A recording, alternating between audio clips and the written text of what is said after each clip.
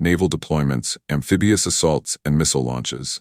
Together, these systems form a comprehensive military information architecture that enables commanders to see, communicate, navigate, and strike with remarkable precision.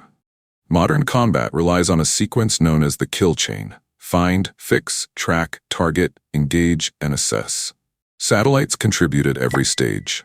They locate targets, track their movements, relay data through secure communication networks, guide precision weapons using navigation signals, and assess the results through post-strike imagery. Without satellites, this process becomes slower, less accurate, and far more vulnerable to disruption. The effectiveness of modern precision warfare is inseparable from space-based support.